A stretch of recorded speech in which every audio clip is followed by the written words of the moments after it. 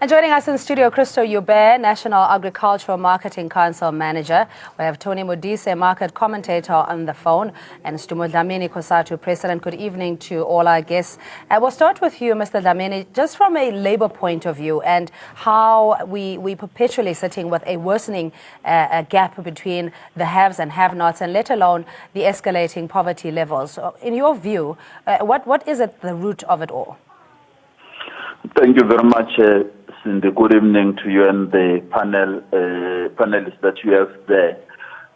South Africa, since the dawn of democracy, we have been locked in a same strategy of our economy that we've tried to have to increase our economy without increasing the jobs that you need. It has been a jobless economy up until the late 2005.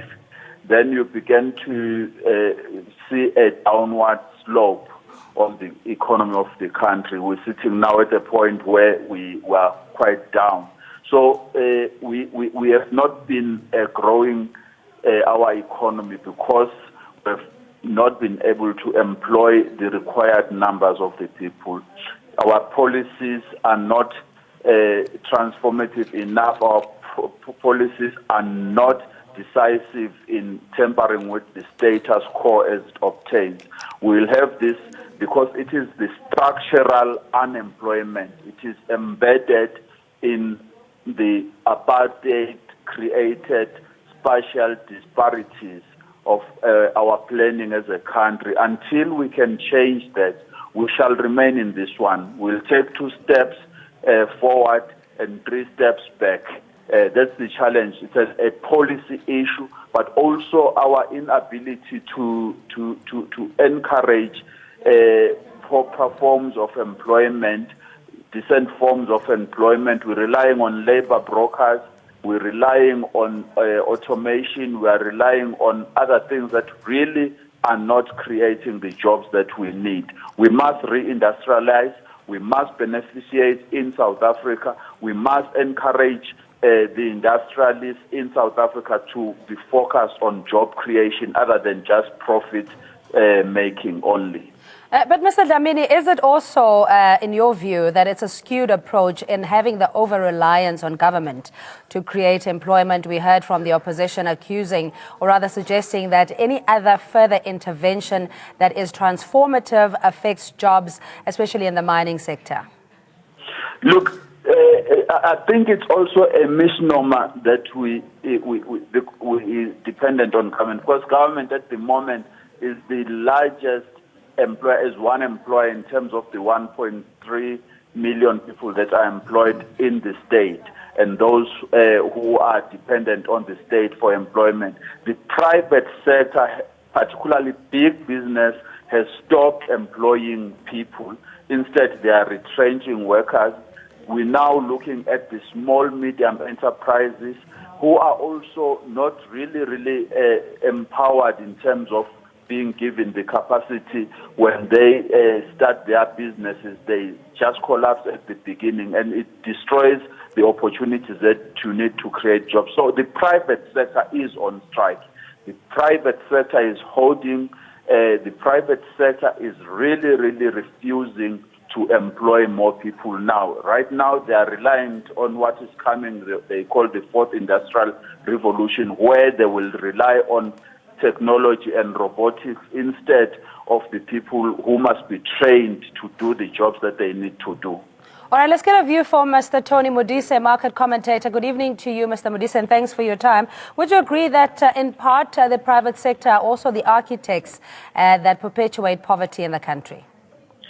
Cindy, well, it's in 2 ways. We can't really blame the private sector. We can also blame the government. Bottom line is the government has played its role in trying to create some element of level when it comes to the income stream in South Africa. They created social grants which were doing pretty well for some years. But as time goes by, as inflation goes, as the cost of living grows, it doesn't really get to serve the purpose on a larger scale of the economy. Now, what needs to happen is there needs to be a good interaction between the private sector and the government. What the private sector is doing right now, they've been holding back funds. I mean, we were talking not so long ago that most of the companies at the JSE, they don't want to invest. But when you look at it, how do you invest in an economy that is not doing very well? When you invest, you invest looking at the return. Now, when there are little chances of you getting a return or no chances at all, you become a little bit skeptic. These are the fruit that comes with an economy that is in recession. What needs to happen is just this interaction between the government and the business sector, whereby the government can create policies that can attract investors and that can be easy for business to operate, and also that can make it easy for these small companies to grow and create jobs. All right, So please stay on the line. happen. Yes, Tony, please stay on the line. Christo Joubert is the National Agricultural Marketing Council Manager. Mr. Joubert, thanks so much for your time and goeienaand and welcome. I mean, there's a dichotomy that we're sitting with because there's issues of despair based on our past in terms of exclusion in the economy and also trying to create employment and a vibrant environment for business to invest in. Is there for you a middle ground that still hasn't been explored? For sure, there's a middle ground, but it's not a silver bullet. So we must understand this will take some time. And from the agricultural side, I think if there's enough transformation, we can see a lot enhancement in trade, specifically into sub-Saharan Africa. We're sitting with the infrastructure, we're sitting with the farmers. Some of our farmers, or the agricultural sector is so vibrant at this stage, we're sitting with the biggest crop ever after coming from a drought. And then there's other issues that we can address. First of all, infrastructure productivity and optimization. We can look at that. We're sitting with a lot of skilled labor in South Africa, although there's a lot of unemployment. And if we start exporting that service, then there will of all be wealth creation in the system. Then advanced manufacturing and specialization in that. I mean, we're importing stuff that we actually can produce in South Africa itself. And then the last one that I have on the list from the Kingsley report is natural gas development. I know that's a very teerpuntjie om het so te stel. Yeah, a contentious point. Contentious point, but there's really a lot that we can do. And private and government need to sit together and work together. And blaming the past will not work anymore. My belief is that we must look forward and go forward and develop this country, develop the economy, then poverty will deviate and we all will benefit from it. Okay, just hang on, Mr. Joubert. We have Temba calling us from the Val. Good evening to you and thanks for your call, Temba. What's on your mind? Cindy, how are you? I'm well, how are you? I'm fine, but I know that it's going to be a short time. Cindy, I just want to focus on the issue of the private companies. Yes? The private companies, they can't create jobs, more jobs, just because they are captured with some individual politicians. Most of the money that they were supposed to create with jobs with it, some politicians, they took that money to do their own interest. On the issue of the squatter camps and all that, when the government must be focused on the official residents of South Africans, there's some squatter camps that are coming on other side. You can't focus on other or to create jobs or on those the official residents of the country. That is why it's just that some. As South Africans, we can't just talk straight some other things because there's lots of issues that the government must iron up, and we must make sure that when we speak straightly. Talk doesn't break any friendship, straight talk. Because there's a lot of things. We are in crisis, especially with these leaderships that we have right now. Some of them, they are stopping the issue of radical economic transformation just because they know that they're benefiting into some other companies. How those companies, they are going to create jobs of which they are captured also. All right, we are not openly enough, Cindy. We need the very same platform that we can't get some platform to speak because some other things it seems like they won't just talk straight because some they are afraid to speak just because of some other official or you lose some job or whatever. All right, but those Themba, people they must be told. Yeah, the point taken. Thanks so much. Let's put that to our panelists. Mr. Dlamini, just in your view, especially when it comes to those, the middle class or the black elite that have many opportunities when it comes to economic participation, do you also are you of the view that they have betrayed the masses by not creating equal opportunities or even more so? Yeah, look, the middle class is at the moment uncertain about what is at stake for them. They are not sure whether they should support the initiatives that government is following. So we must encourage them to come in and play in the space. I wanted to give just one example. We just at Network, business, government, labor, and community, we have recently signed an agreement on the national minimum wage, which is to be implemented 2018 May, which would serve and come to rescue about 6 million people who ordinarily are in the bracket of the people we are talking about, this 55% poverty that is still facing us. But with that process is facing a threat because, again, government seems to be singing a different tune now. Those are the things, not government, business. We are talking about to say, can we be honest about this? But I agree with the panelists. The blame game is not going to help anybody. We need to pull up our sleeves, work together. There are solutions. Our country is in a crisis at the moment. We must stop bickering around issues that have got nothing to do with the poverty, the inequality, and the joblessness that is there in the country. Let's create platforms to do things better. Please hold on the line, Mr. Dlamini. We have Eric calling us from Mpumalanga. Good evening to you, Eric, and welcome. Hey, how are you, ma'am? How are you? I'm good, thank you. How are you? I'm all right, ma'am. According to that issue, the way I just saw it, we are in a crisis. I'm a South African. You know, it's very tough outside there. I'm one of the guys who are staying at the squatter camp. I've got the education. I've got the apprenticeship. There is friend of us who've got the degrees and diplomas, but they are not yet being recognized. It's difficult. It's painful. You know, we've got families whereby you find out in the family there is no one who's working. Because nowadays life, you need money to buy food. You need money to survive. Yeah, but Eric, are you part of, sorry, just very quickly, did you participate in any scholarships or incubations, you know, these from the different SETAs? Have you attempted, at least somewhere, to acquire a skill? I've got I did my apprentice as a mechanic, you see. So by now on I'm working, but it's not a concrete job, it's a contract job. Yeah, but you know, but we soldier on. Thanks so much for your call. We also have Elias in Durban. Sawubona, Elias, how are you? Yeah, I'm all right. Yes. So your comment or question? You know the biggest problem what we're facing at this moment now.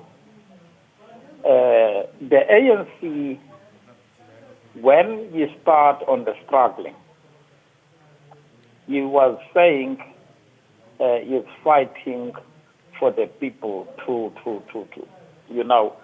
release the people to the apartheid and all that, to make the people to be free.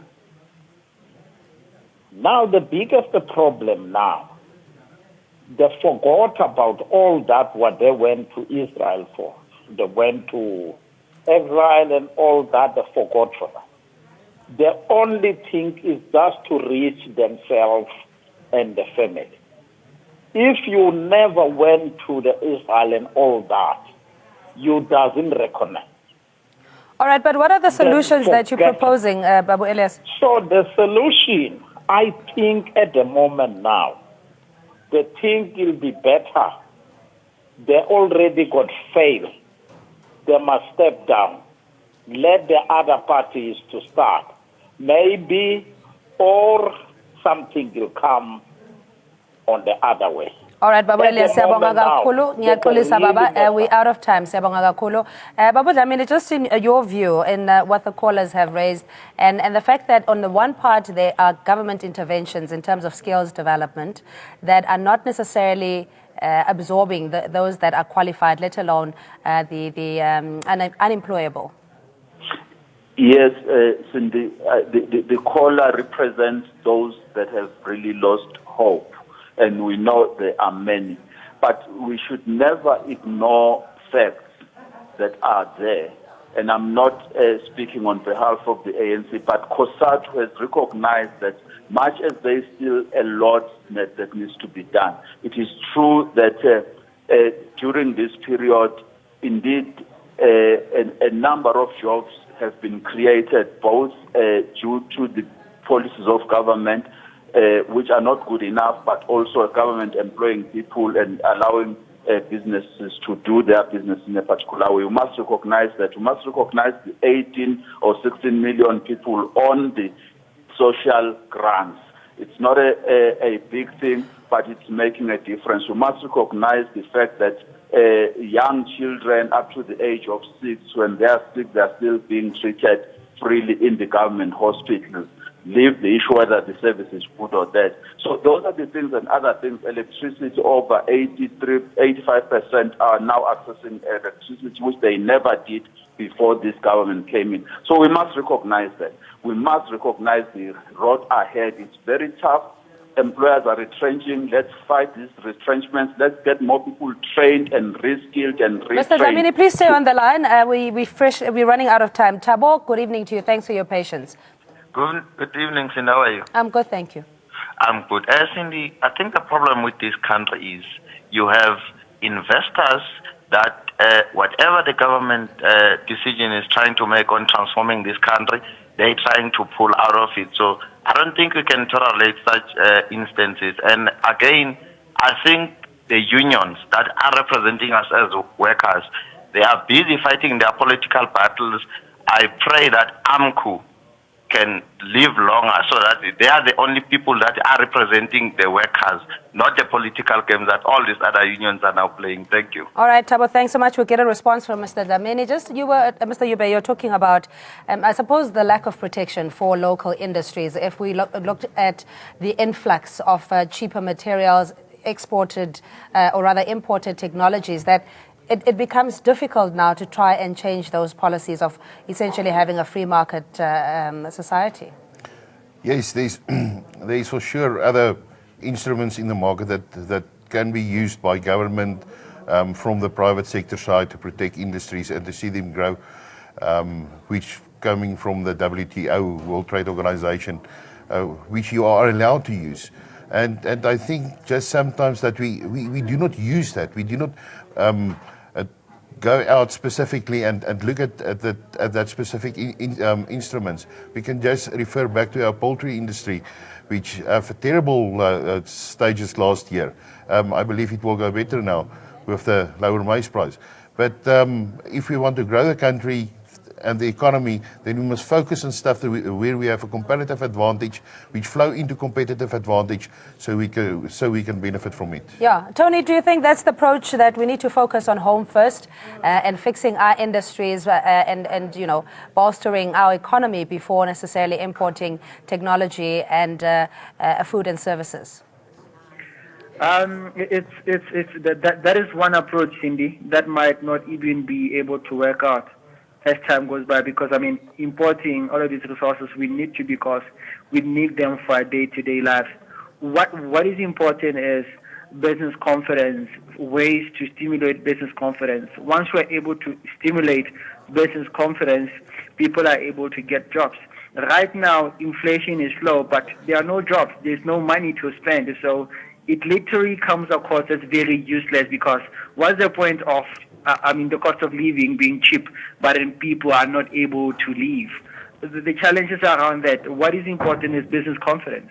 and then we can start having jobs. All right, Tony, thanks so much for your time. Just, Mr. Dlamini, in closing, the one caller talking about the initiatives. I think that there's the CEO's initiative creating 330 jobs, etc. In your view, will this make even a dent in the statistics that we're talking about of over 55% living below the breadline?